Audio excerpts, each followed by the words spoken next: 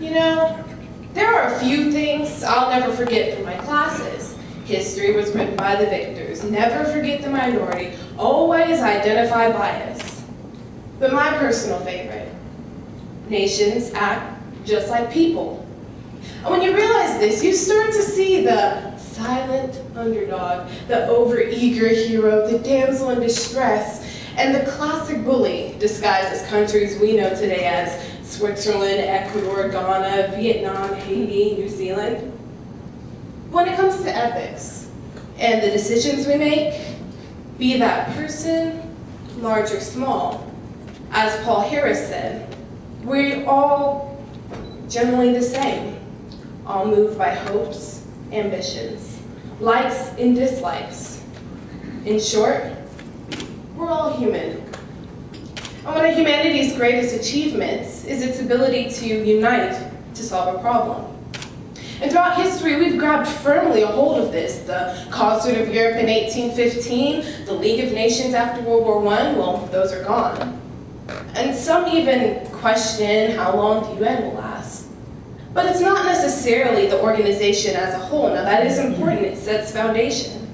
But each individual country's character and how they relate and how they use that groundwork. And too many times have we seen the repercussions that intolerance and selfish decisions have created these countries governed by mankind walk around blinded. So here's where Rotary International's four-way test comes in.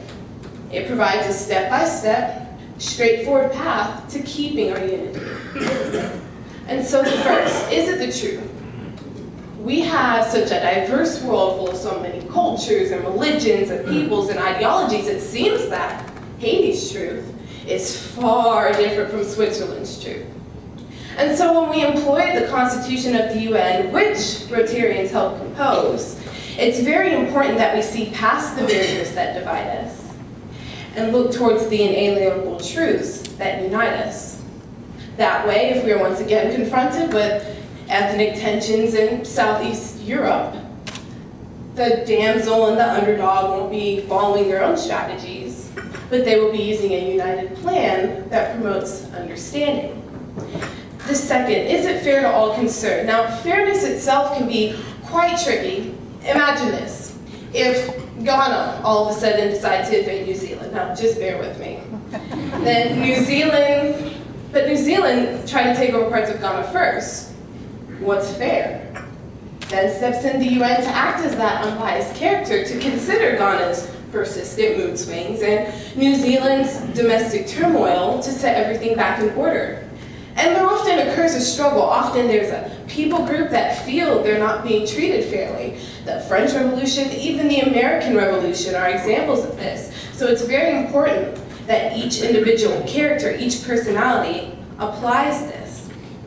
The third, will it build goodwill and better friendships? World peace, development, agreement, alliance.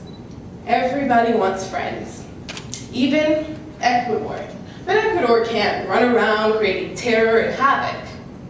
And it seems like the UN has manifested this portion of the test, being a maker of friendships, a builder of men and communities, a creator of goodwill and friendships between the peoples of the world, as Herbert Taylor might have said.